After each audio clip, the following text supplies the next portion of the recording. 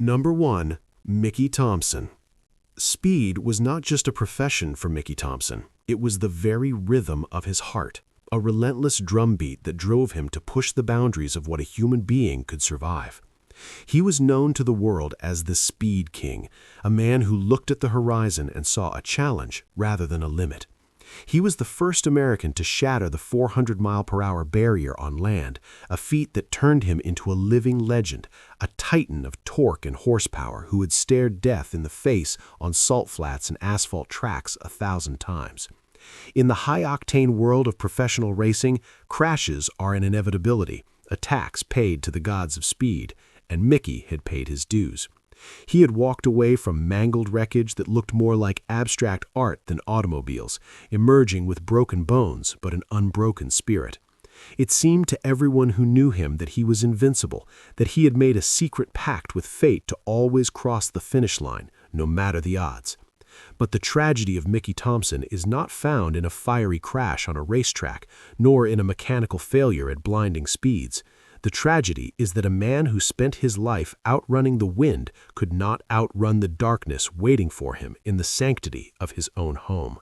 It was the morning of March 16, 1988. The setting was the exclusive gated community of Bradbury, California, a place where the air smells of jasmine and money, and where silence is a commodity purchased with millions. It was supposed to be a sanctuary, a fortress of solitude for Mickey and his beloved wife Trudy. They were a golden couple, partners in life and in business, inseparable in their ambitions and their affections. The sun was just beginning to stretch its fingers across the San Gabriel Mountains, casting long, lazy shadows over the driveway of their sprawling estate. It was a Wednesday, a day that began like any other, with the mundane rituals of coffee and conversation, the quiet intimacy of a husband and wife preparing to face the world together. If you appreciate deep dives into the shadows where fame meets tragedy, take a moment to subscribe, because the stories we are uncovering reveal that sometimes the brightest stars cast the darkest shadows. Mickey and Trudy walked out of their front door, stepping into the crisp morning air, unaware that the clock had already started counting down the final seconds of their lives. They climbed into their van, ready to head to the office, ready to continue building their empire. But the silence of Bradbury was a lie. Watching them from the periphery, hidden in the manicured landscaping that lined the long, winding driveway, were two figures. They were not fans seeking autographs. They were not paparazzi looking for a scoop. They were ghosts in hoods, waiting for the signal to turn this quiet suburban morning into a slaughterhouse. The van engine turned over, shattering the morning calm. But that sound was immediately swallowed by a more sinister noise. As the vehicle began to roll down the driveway, the two hooded figures emerged from the bushes. They were not in a getaway car, which would have drawn attention in such a quiet neighborhood. Instead, in a chillingly practical detail that haunts investigators to this day, they were on bicycles. It was a method of approach that was silent, unassuming, and deadly efficient. They pedaled toward the van with a terrifying calmness, closing the distance before Mickey or Trudy could even register the threat. The glass of the windows shattered as the first volley of gunfire erupted. It wasn't a warning, it was an annihilation. The bullets tore through the metal and flesh with indiscriminate fury. Trudy was hit first. The woman who had stood by Mickey's side through every victory and every defeat was silenced in an instant, her life extinguished before she could even reach for him. Mickey, the man of action, the man who had reflexes faster than the blink of an eye, was trapped. He was wounded, bleeding, but he was still fighting, still trying to protect the woman he loved, not realizing she was already gone. But this was not a robbery gone wrong. This was not a random act of violence by thrill-seekers. The attackers did not panic. They did not run away at the sound of the shots echoing off the canyon walls. They did the unthinkable. Witnesses, neighbors peering through their curtains in horror, watched as the gunmen paused. They walked up to the bodies, methodical and cold. They stood over the fallen legends on the asphalt of their own driveway and delivered what police call the inshore shots. It was an execution in its purest, most brutal form. They wanted to make absolutely certain that the Speed King would never race again. Then, as quickly as the violence had erupted, it ended. The shooters mounted their bicycles and pedaled away, vanishing into the morning mist, leaving behind nothing but shell casings and the shattered remains of a dynasty. When the police arrived, they were baffled. The scene was clean. Valuable jewelry was left untouched. Wallets were full. The motive wasn't greed, at least not in the traditional sense. It was hatred. It was business. It was personal. The brutality of the kill suggested a message was being sent, but for years the question remained: who hated Mickey Thompson enough to hire a death squad? The investigation into the murders of Mickey and Trudy Thompson became one of the most frustrating and high-profile cold cases in Los Angeles history. Detectives hit wall after wall. The gunmen were ghosts. No DNA, no fingerprints, just vague descriptions of hooded men on bikes. But as they dug into Mickey's life, one name kept surfacing, floating like oil on water: Michael Goodwin. Goodwin was a business partner, a man with whom Mickey had entered into a deal to promote motocross events. It was supposed to be a lucrative partnership, a merging of minds that would revolutionize the sport. Instead, it turned into a war. The partnership soured, dissolving into a bitter soup of lawsuits, accusations, and financial ruin for Goodwin. Witnesses began to come forward, whispering about Goodwin's rage. They spoke of a man consumed by vendetta, a man who had been heard explicitly threatening to take Mickey out. He had told associates that he was too smart to pull the trigger himself, that he would hire professionals to do the dirty work. He was arrogant, loud, and vindictive. But being a difficult man isn't a crime. Proving he orchestrated a double homicide without finding the actual shooters was a legal mountain that prosecutors struggled to climb. It took nearly 2 decades for the wheels of justice to gain enough traction. It wasn't until 2007, 19 years after the blood dried on the driveway in Bradbury, that Michael Goodwin stood trial. The prosecution painted a picture of a man driven by an ego so fragile and a greed so consuming that he was willing to pay for the deaths of 2 innocent people. They argued that while Goodwin didn't hold the gun, his was the hand that wound the clock. The jury agreed. Michael Goodwin was found guilty of 2 counts of murder, the mastermind behind the hit.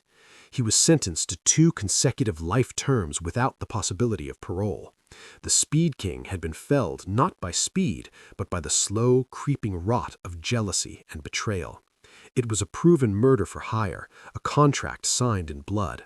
While Mickey and Trudy were gone, the verdict brought a semblance of closure to a wound that had festered in Hollywood for a generation. But as the book closed on the racer, another chapter was opening in the dark history of Hollywood hits. The industry is built on dreams, but it is funded by money. And where vast sums of money change hands, desperation follows. Our next case takes us away from the racetrack and into the back rooms of movie production, where a deal for a film about a famous jazz club would end with a body dumped in a dry canyon, proving that the cutthroat nature of show business is sometimes quite literal. Number 2. Roy Radin. In the glittering, treacherous ecosystem of Hollywood, desperation smells a lot like ambition, and Roy Radin reeked of both. A corpulent, flamboyant showman who had made his fortune touring vaudeville acts across the dusty gymnasiums of America, Radin wanted more. He didn't just want money, he wanted respect. He wanted a seat at the table of the elite, an Oscar on his mantle, and a legacy that would outshine his carnival barker past. By 1983, he believed he had found his golden ticket in a project called the Cotton Club. It was envisioned as a cinematic masterpiece, a sprawling gangster epic about the legendary Harlem Jazz Club, directed by Francis Ford Coppola. On paper, it was the kind of film that defines a career. But in reality, the production was a sinking ship of ballooning budgets and chaotic egos before the cameras even rolled. Radin, desperate to be the savior of the project and secure his status as a serious producer, stepped in with promises of funding. But in Hollywood, when the banks say no, you turn to the shadows. And the money Radin was brokering didn't come from Wall Street. It came from the drug trade, brokered through a mysterious and dangerous woman named Karen Lanny Jacobs. Lanny Jacobs was not a studio executive. She was a major player in the cocaine underworld, a woman who moved through the drug circles of Los Angeles with the confidence of a shark in open water. She was the bridge between Radin's Hollywood dreams and the cash needed to fuel them. But bridges in the criminal underworld are notoriously unstable. As the deal for the Cotton Club progressed, the relationship between the wannabe mogul and the drug queen began to fracture. It became a power struggle over percentages, credits, and control. Radin, perhaps naive to the brutality of the people he was dealing with, thought he could negotiate his way through. He thought this was just another business deal, another contract to be ironed out over cigars and expensive dinners. He didn't realize that in Lanny Jacobs' world, disputes weren't settled with lawyers and lawsuits. They were settled with silence. Tensions mounted as Radin reportedly refused to cut Jacobs into the production deal as deeply as she demanded. He was playing a dangerous game of brinkmanship with people who didn't bluff, unaware that a contract had already been put out on his life. Not a movie contract, but a hit. On the evening of June 10, 1983, the trap was sprung with the elegance of a noir film script. Radin was staying at the Regency Hotel in New York, but had flown to Los Angeles for what he believed was the final summit to close the Cotton Club deal. He was told a limousine would pick him up to take him to a celebratory dinner in Beverly Hills, a classic Hollywood ritual. When the long black car pulled up, Radin climbed into the back seat, likely rehearsing his victory speech in his head. Lanny Jacobs was there, playing the part of the associate, lulling him into a false sense of security. But as the car navigated through the labyrinth of Los Angeles traffic, the route began to change. They weren't heading toward the bright lights of Beverly Hills restaurants. They were driving north, toward the desolate, scrub-covered darkness of the Gorman Wilderness. The atmosphere in the car shifted from celebratory to suffocating. One can only imagine the moment the realization hit Roy Radin, the sinking feeling in his gut as the city lights faded in the rearview mirror, replaced by the encroaching blackness of the desert. The limousine pulled off the highway and ventured into a lonely canyon, miles from help, miles from the red carpets Radin dreamed of walking. The car stopped. The doors opened. Radin wasn't greeted by waiters. He was dragged out into the dirt by hired muscle. These weren't common street thugs. They were professional executioners. In the dry, dusty silence of the canyon, the dream of the Cotton Club ended in a hail of gunfire. Radin was shot multiple times in the head, his body left to rot in a dry creek bed. But the killers weren't finished. In a gruesome final act designed to hinder identification and send a chilling message to anyone else who might cross the organization, they lit a stick of dynamite on his face. The explosion erased the identity of the man who so desperately wanted to be known by the world.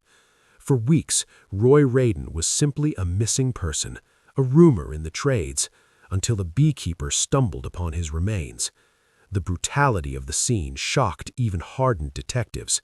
It wasn't just a murder, it was an erasure, a violent editing out of a human life from the script of reality. The discovery of Roy Radin's body blew the lid off the dark underbelly of the film industry, triggering a scandal that would be dubbed the Cotton Club murder.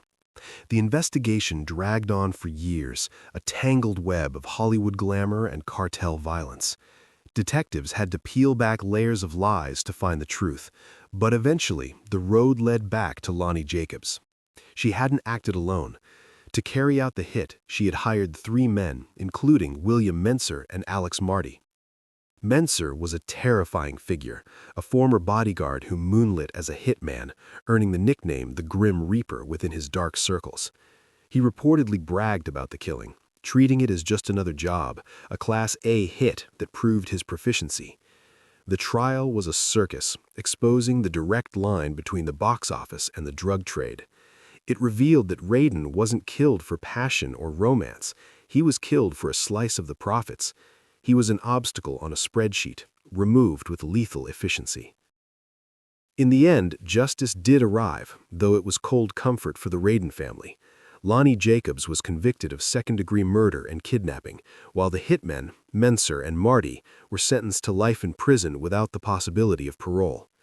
The movie, The Cotton Club, was eventually released in 1984, but it was a box office disappointment, forever shadowed by the blood spilled to finance it.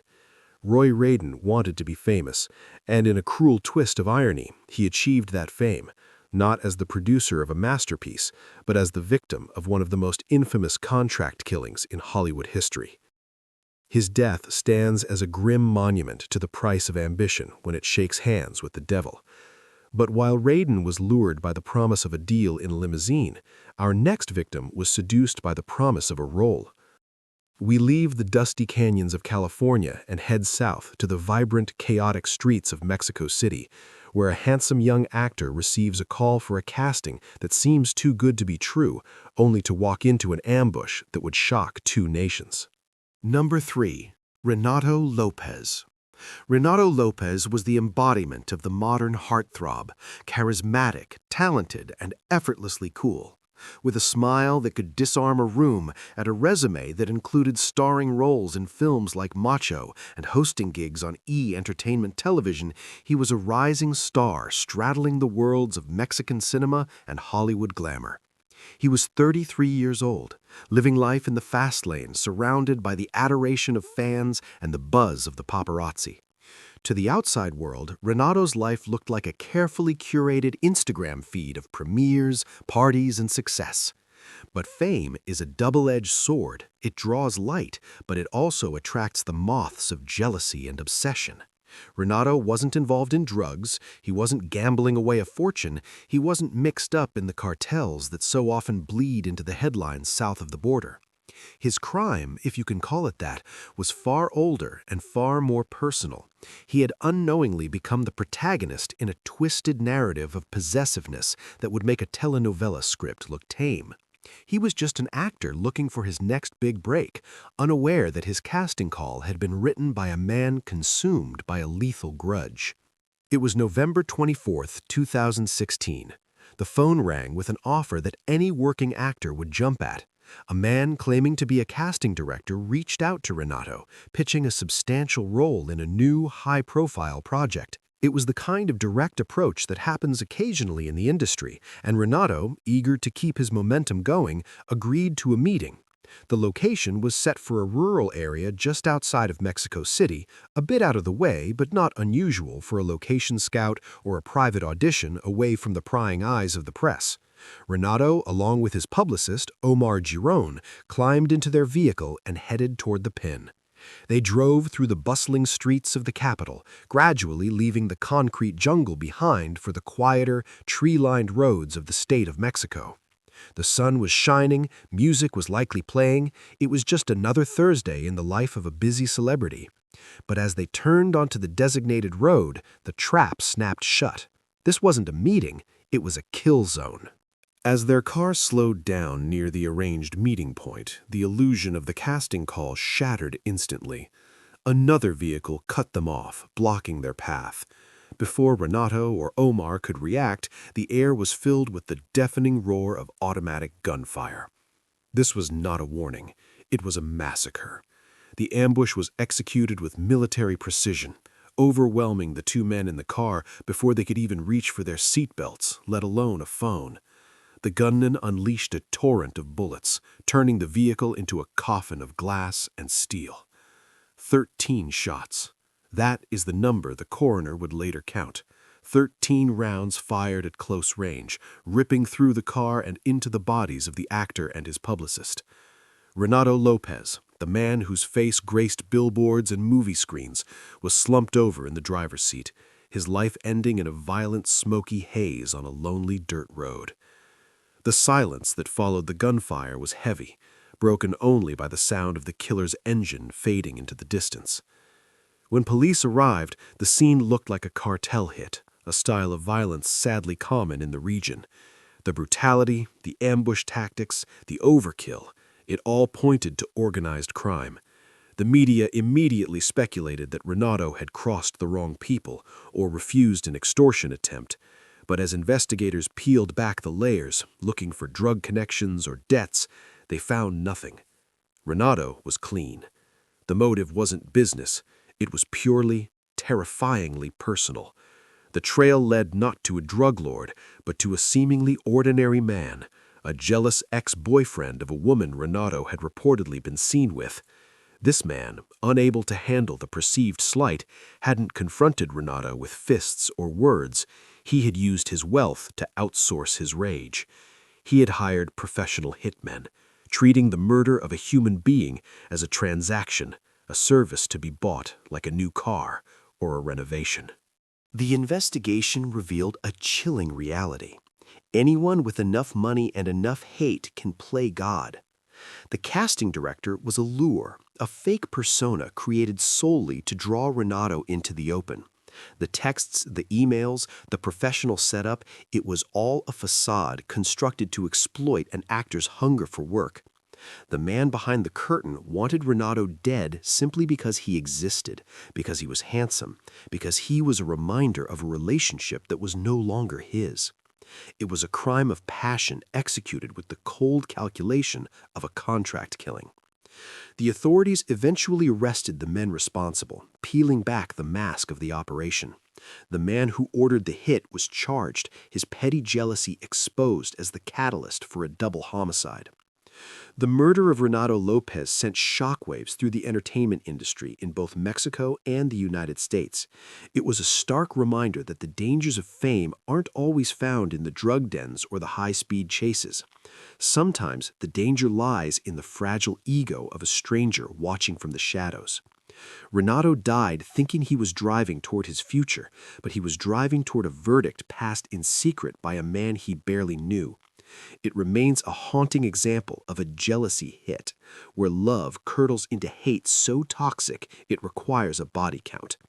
But while Renato's killers were caught, our next case plunges us into the terrifying realm of the unsolved. We travel back to the disco era of 1975 to a parking lot in Los Angeles where a beloved sitcom actress would be executed for no apparent reason, leaving behind a mystery that has baffled detectives for 50 years. Number 4. Barbara Colby. Los Angeles in 1975 was a city of contrasts, sunshine and smog, disco and decay.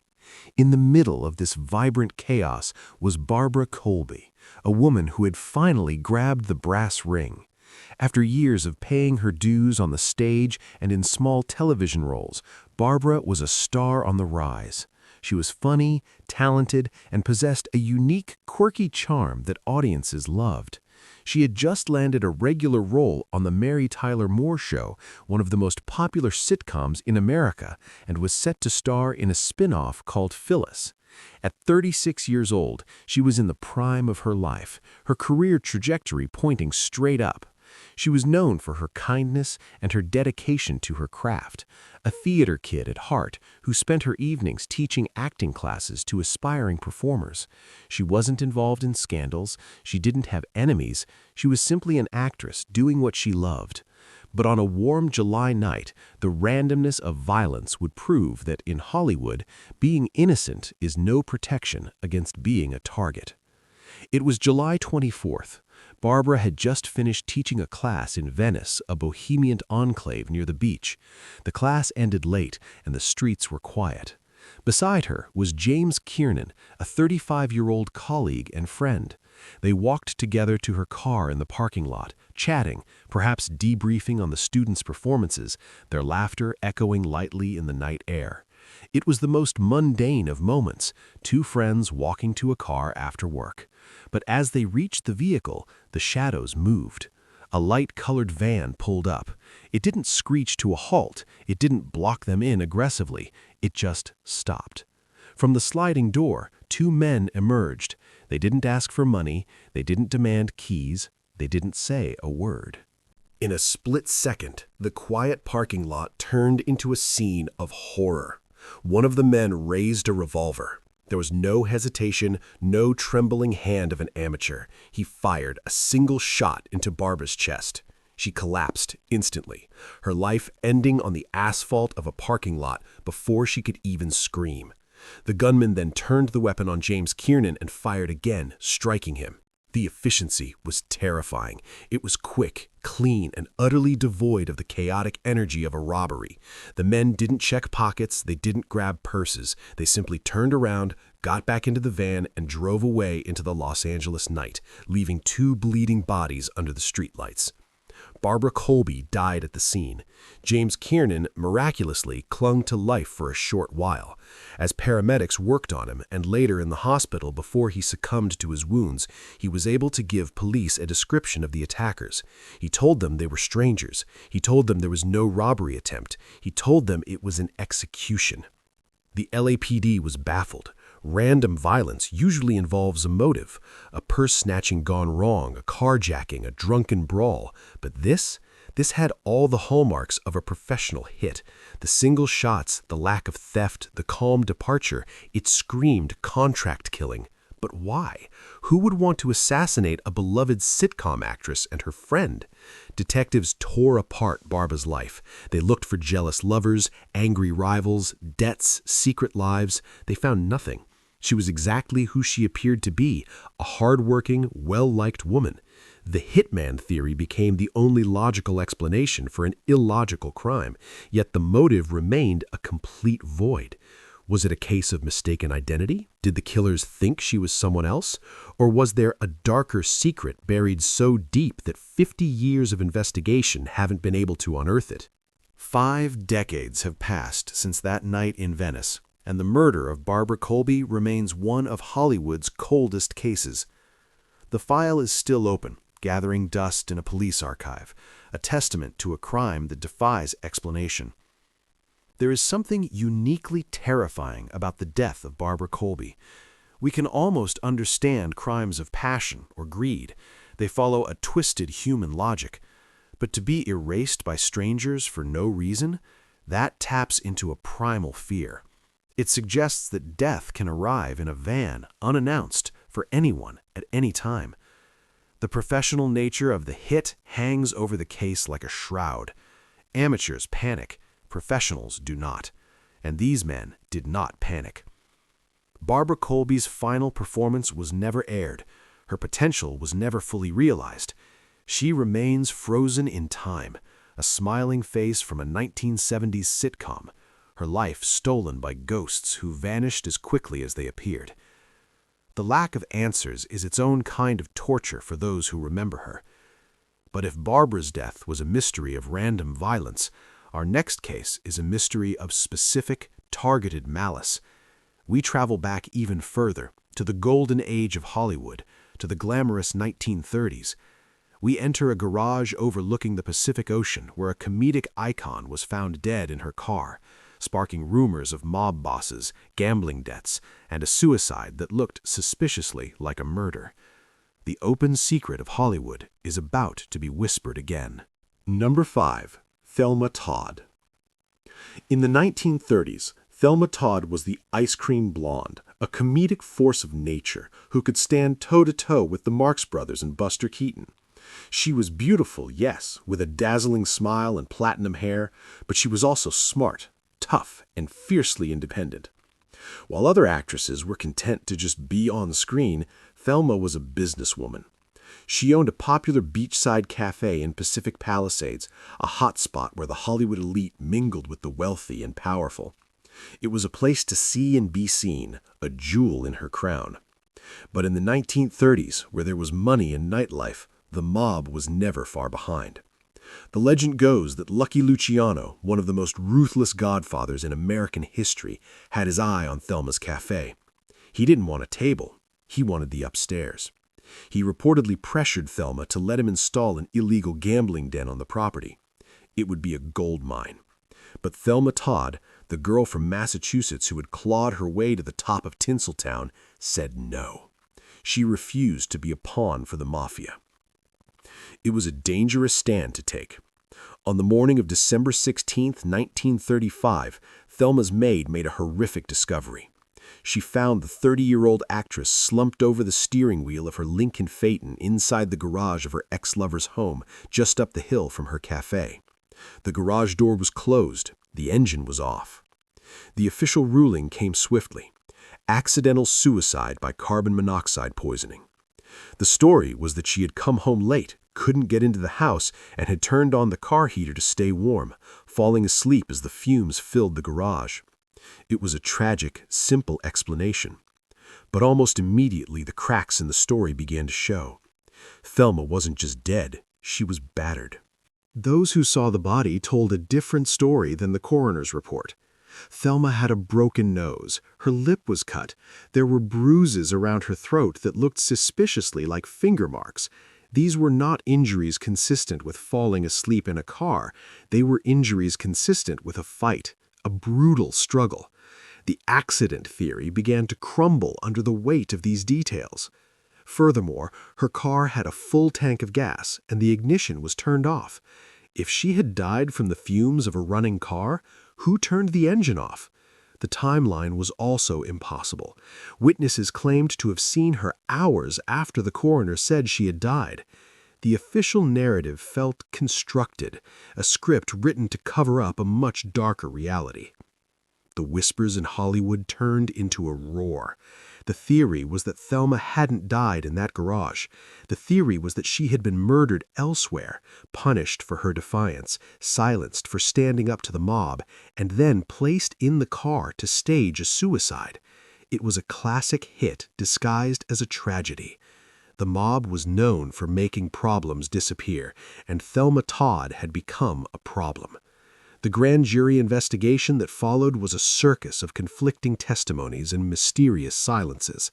Key witnesses changed their stories or vanished. Evidence was mishandled.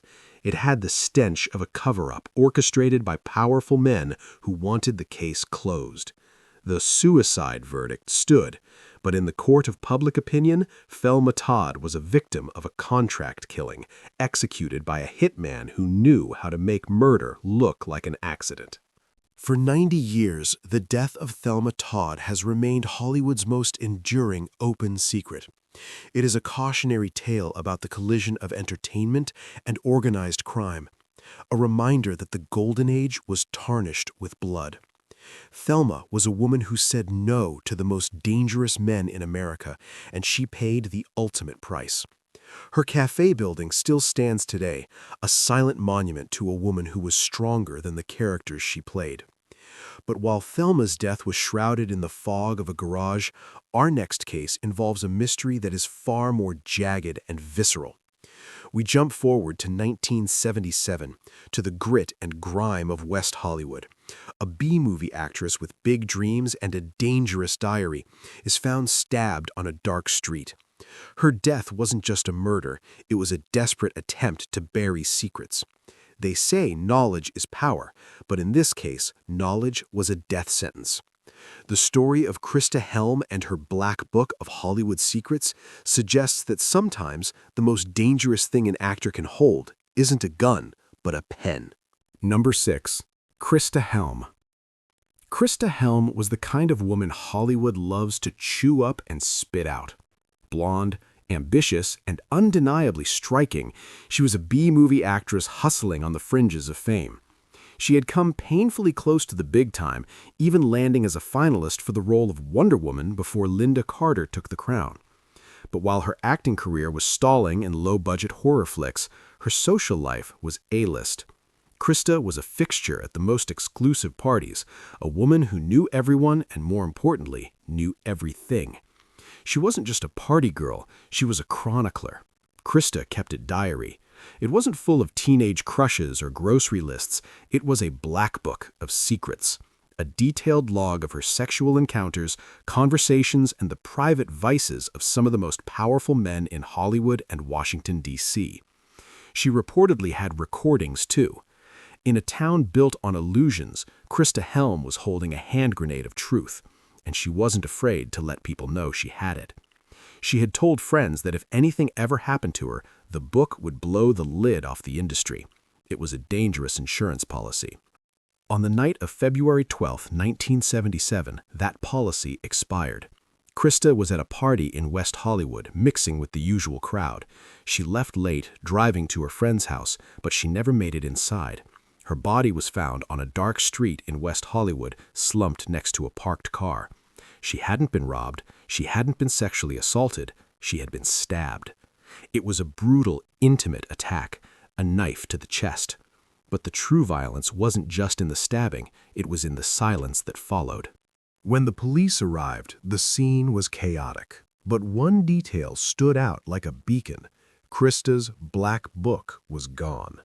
Her apartment had been tossed, but not for valuables. Expensive jewelry was left behind. Cash was ignored. The only thing missing was the diary and her tapes. The implication was screamingly obvious. This wasn't a random mugging by a junkie. This was a retrieval mission. Someone needed those secrets to disappear, and Christa was just the obstacle standing in the way. The hitman theory in this case is unique. It wasn't just a contract on a life, it was a contract on information. The killer had a specific shopping list: kill the girl, take the book. The investigation was a masterclass in frustration. Detectives found themselves stonewalled at every turn. When they tried to interview the high-profile men mentioned in Christa's circle, lawyers blocked them. Evidence went missing. Leads dried up. It became clear that whoever wanted Christa dead had the power to keep the investigation in the dark. The brutality of the stabbing suggested a personal rage, or perhaps a professional making it look personal. But the theft of the diary pointed to a cold, calculated motive. Christa Helm had become a liability. In the cold calculus of power, a liability is something you remove. Christa Helm's murder remains unsolved, a cold case that chills anyone who looks too closely. Her black book has never surfaced. Did the killer destroy it? Or is it sitting in a safe somewhere, a dusty relic of blackmail that bought someone 50 years of silence? The murder of Christa Helm is a dark reminder that in Hollywood, the most dangerous weapon isn't a gun. It's a secret. She played a high-stakes game with men who wrote the rules, and she lost. But not all hits are ordered by men in suits or executed in dark alleys. Sometimes the contract is signed in a place where violence is the only currency. Our next case takes us away from the glamour of parties and into the brutal, concrete hell of the prison system. We look at the life of an actor who played a killer on screen in Boys in the Hood, only to find that his real life would mirror his art in the most tragic way possible. The line between performance and reality blurs as we enter the cell of Lloyd Avery II. Number 7. Lloyd Avery II. Lloyd Avery II walked onto the set of John Singleton's 1991 masterpiece, Boys in the Hood, as an unknown actor. But he left an indelible mark on cinema history. He played the character known as Knucklehead Number 2, the Bloods gang member who pulls the trigger in the film's most devastating scene, killing the character of Ricky. It was a role that lasted only a few minutes, but Avery's cold, dead-eyed performance was chillingly authentic. For audiences, he was the face of senseless violence. Tragically, for Lloyd Avery, that role became a self-fulfilling prophecy. The line between the character he played and the man he was began to dissolve. After the movie wrapped, instead of using his Hollywood break to escape the streets, Avery embraced them. He moved into the jungle, a notorious gang territory in Los Angeles, and became a real-life member of the Bloods. The fiction of the film had bled into his reality, and the actor became the gangster. His descent was rapid and violent. By 2005, the man who had once shared the screen with Ice Cube and Cuba Gooding Jr. was sitting in a cell at Pelican Bay State Prison, serving a life sentence for a double homicide. He was no longer a celebrity. He was inmate number J45672. But prison is a world with its own politics, its own laws, and its own executioners. Even behind bars, you are never truly safe if someone wants you dead. On September 4, 2005, Lloyd Avery's story came to a gruesome end, not in a drive-by shooting, but in the claustrophobic horror of his own cell. Avery had been placed in a cell with Kevin Roby, a convicted murderer and a self-proclaimed Satanist. It was a pairing that would prove fatal. The details of what happened behind that locked steel door are the stuff of nightmares. This wasn't a fight. It was a ritualistic slaughter. Roby attacked Avery, bludgeoning him and strangling him, but he didn't stop at death. He treated the murder as a religious offering, performing a twisted, satanic Christ ritual over the actor's body. He then wrapped Avery in bedsheets, leaving him on the bunk like a macabre mummy. For 2 days, Lloyd Avery's body lay in the cell. 2 days. The guards, in a stunning display of negligence or perhaps something darker, failed to notice that one of the inmates was a corpse. Roby even used the body as a prop for his insane delusions before the smell finally alerted the staff. While this wasn't a contract kill in the traditional sense of money changing hands, in the context of prison politics, it was a targeted elimination. In the brutal hierarchy of incarceration, hits are often paid for in favors, protection, or status. Whether Roby acted on orders from a rival faction or simply the voices in his own head, the result was the same. Lloyd Avery was executed in a cage, a victim of the very violence he had once glamorized on screen. The death of Lloyd Avery II is a tragedy of wasted potential. He was a talented young man who got lost in the role he was playing. He sought authenticity and found only destruction. His murder in prison was a grim, lonely end to a life that had started with red carpets and applause. It serves as a brutal reminder that the thug life he portrayed isn't a movie, it's a death sentence. But violence in Hollywood isn't always loud or ritualistic. Sometimes it is quiet, intimate, and baffling. Our next case takes us from the hard concrete of Pelican Bay to the soft, artistic lofts of 1980s Los Angeles. We meet a man who was the face of the new wave punk scene, a brilliant musician and TV host who was bludgeoned to death in his sleep. There was no robbery, no forced entry, just a hammer and a mystery that has left the music world asking why for 40 years. Number 8. Peter Ivers. In the early 1980s, Los Angeles was undergoing a seismic cultural shift. The polished sheen of Hollywood was colliding with the raw, jagged energy of the punk rock explosion. Standing at the epicenter of this collision was Peter Ivers. He was a man who defied easy categorization, a Harvard graduate, a virtuoso harmonica player who had written the haunting In Heaven song for David Lynch's cult classic Eraserhead, and the charismatic host of new wave theater.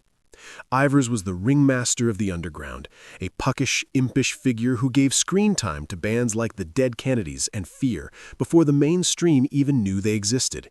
He was beloved, a connector of people, a man who seemed to vibrate on a higher frequency of creativity and kindness. He lived in a loft in downtown Los Angeles, a gritty industrial neighborhood that was just beginning to be colonized by artists. His door was always open, both metaphorically and literally. He trusted the world, and he believed that the chaotic energy he cultivated was a force for good. But in a city of predators, an open door is not an invitation to friendship, it is an invitation to destruction.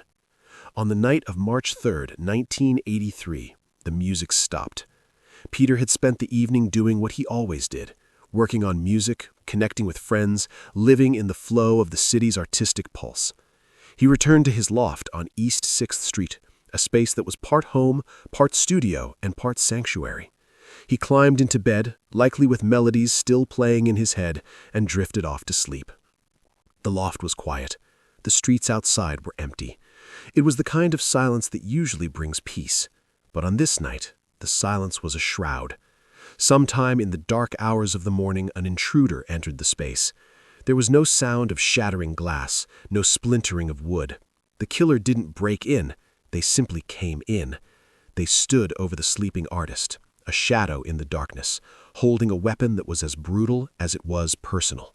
The violence that followed was intimate and catastrophic. The killer wielded a hammer, bringing it down with terrifying force upon Peter Ivers' head. It was not a single blow of panic, it was a bludgeoning. Peter never woke up. He never had the chance to fight back, to scream, or to ask why. He was executed in his dreams. The brutality of the act stood in stark contrast to the gentleness of the man. When his body was discovered the next day, the scene presented a baffling paradox to the police. The loft was full of expensive audio equipment, instruments, and recording gear, thousands of dollars worth of items that any junkie or burglar would have snatched in a heartbeat. Yet, nothing was touched. The killer hadn't come for things. They had come for Peter. The investigation that followed is infamous in Hollywood history for its incompetence. The crime scene was not immediately secured. In a tragic comedy of errors, Peter's distraught friends were allowed into the loft. In their grief, and perhaps thinking they were helping, they cleaned up. They washed the blood-stained sheets. They tidied the room. Unknowingly, they scrubbed away fingerprints, DNA, and perhaps the only clues that could have identified the killer. By the time the police realized the magnitude of the mistake, the evidence was gone, washed down the drain with the soap and water of well-meaning grief. The LAPD was left with a body and a question mark. Who would want to smash the skull of the most gentle man in the underground scene? The lack of robbery pointed to only one conclusion: a personal grudge. This was a hit. It was a targeted assassination born of a hatred so deep it required a hammer to express. For 40 years, the ghost of Peter Ivers has haunted the music industry. Theories have swirled like smoke in a punk club. Was it a jealous rival who envied Peter's rising star? Was it a spurned lover? Some whispered about a message being sent, though the content of that message remains indecipherable. The industry was rife with rumors of a professional hit ordered by someone powerful who felt threatened by Peter's influence or knowledge. But without visible evidence, these theories remain just that, theories. The case is as cold as the concrete floor of that downtown loft. Peter Ivers was a pioneer who built bridges between worlds, but he was killed by a monster who burned them down. His death marked the end of an era of innocence for the LA punk scene. The party was over, the lights had been turned on, and there was blood on the floor. The tragedy of Peter Ivers is the tragedy of a life interrupted by a silent, creeping malice. But while Peter was killed in his sleep, our next victim vanished in the waking hours of the evening, leaving behind a trail of breadcrumbs that leads straight into the dark heart of the 1940s underworld. We travel back to 1949, to a time of noir shadows and post-war secrets. A young mother kisses her daughter goodbye, steps out into the Los Angeles twilight, and walks off the face of the earth. All that remains is a purse found in the dirt of a park and a handwritten note that mentions a mysterious Dr. Scott. The disappearance of Gene Spangler is about to pull us into a web of mobsters, movie stars, and a medical procedure that in those days was a motive for murder.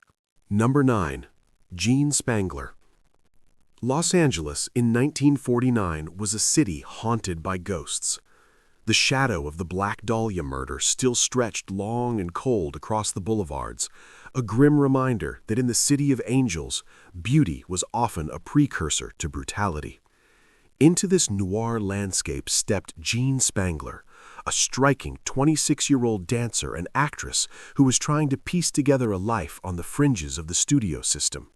She had the looks of a leading lady, dark hair, piercing eyes, and a smile that held a hint of mystery. But she was living the hard reality of a single mother, picking up bit parts and dancing gigs to support her young daughter. Jean was a woman navigating a man's world, a world where powerful figures in suits held the keys to stardom, and where the line between a casting couch and a crime scene was often dangerously thin.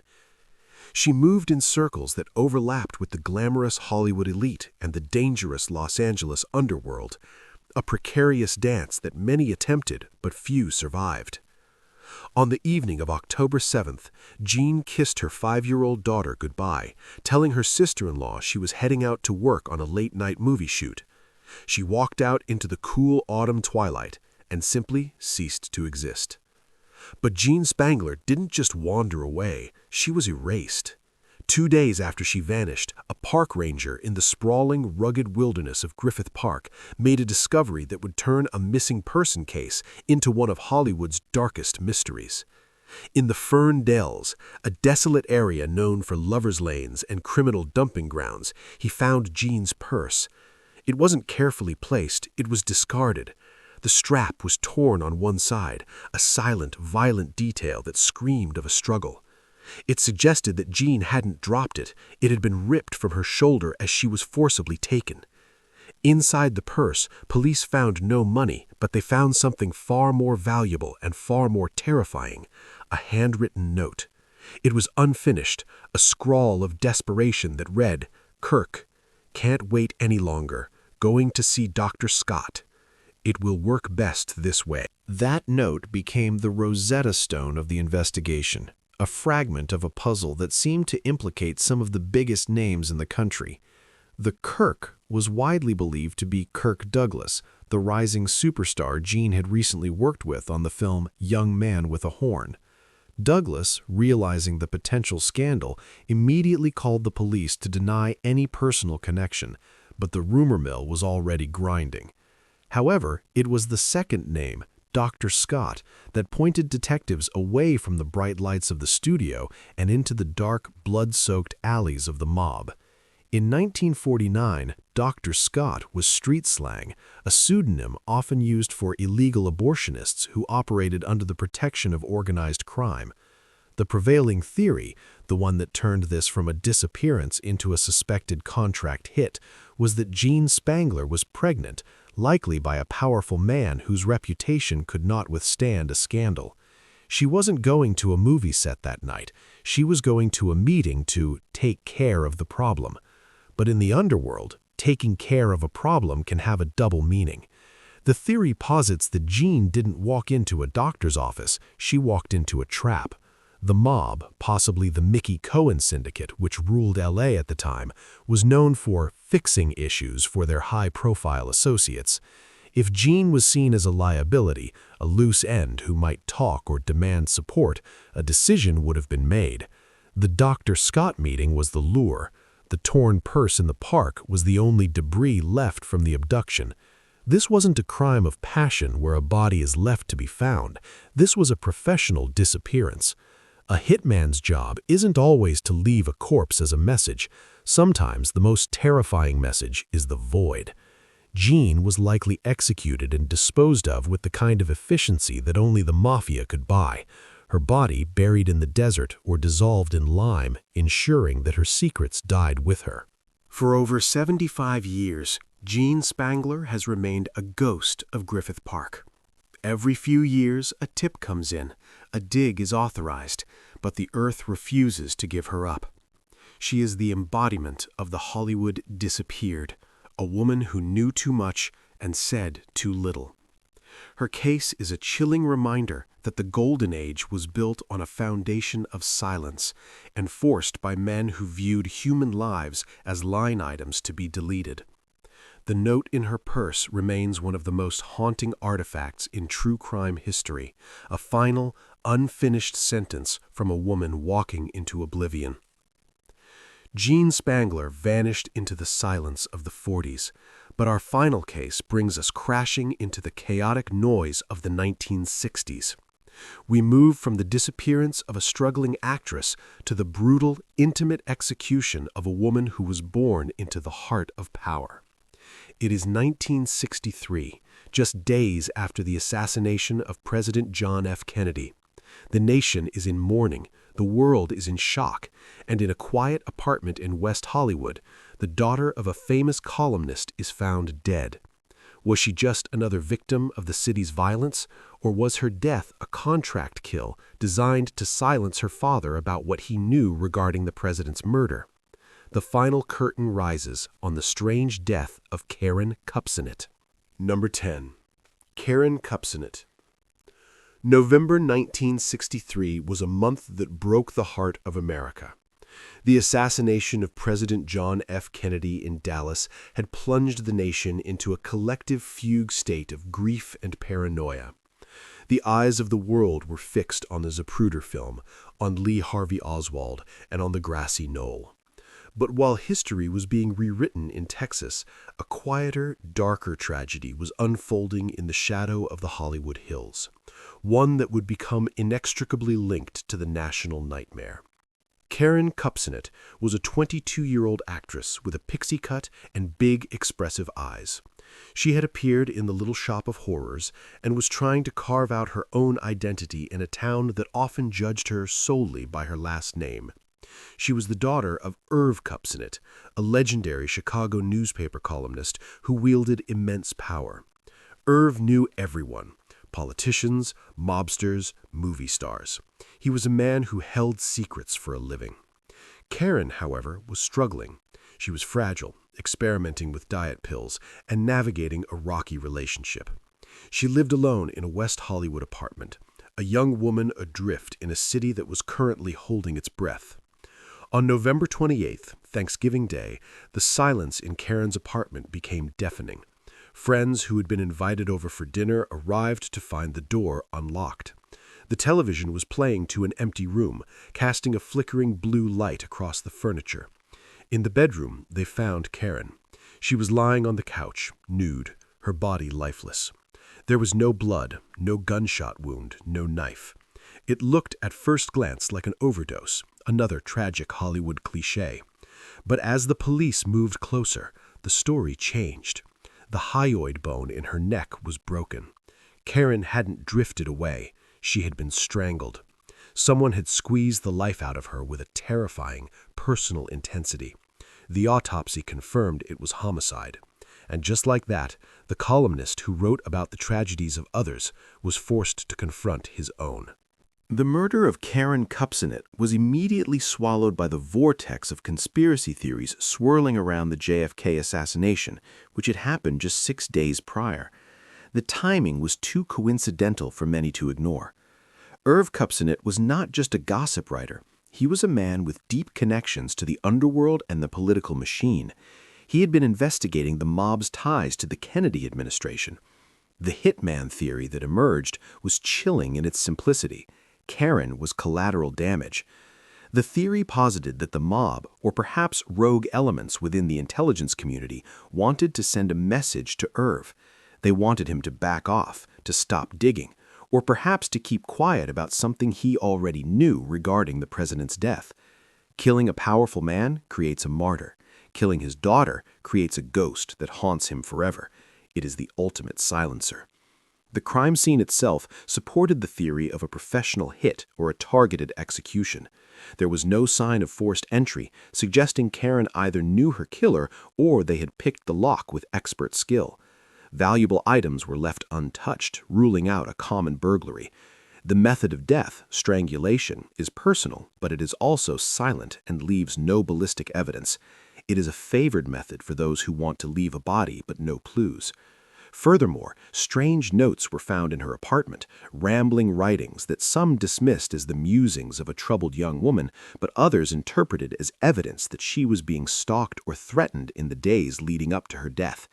A man had been heard screaming at her apartment door days earlier, but he was never identified. The police investigation was messy, eventually fizzling out into a cold case status, leaving the door wide open for the darkest of speculations. Irv Kupcinet spent the rest of his life using his vast resources to find his daughter's killer, but the wall of silence was impenetrable. The case remains one of the most baffling appendages to the JFK conspiracy, a footnote written in blood. Was Karen simply the victim of a domestic dispute that turned fatal, or was she a pawn in a geopolitical game played by the most dangerous men in America? The ambiguity is what makes it so terrifying.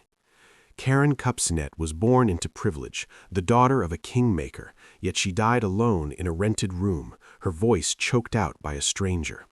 Her death serves as a grim final chapter in our journey through the lethal side of Hollywood. From the high-speed execution of Mickey Thompson to the silent disappearance of Gene Spangler, and finally to the political shadow hanging over Karen Kupcinet, these 10 cases reveal a chilling truth. We look at the silver screen and see dreams, romance, and immortality. But behind the velvet ropes and the camera flashes, there exists a world where life is cheap, where contracts are signed in blood, and where the most famous faces can be erased by the pull of a trigger or the tighten of a cord. In Hollywood, everyone wants to be a star, But as these stories prove, sometimes the price of admission is your life.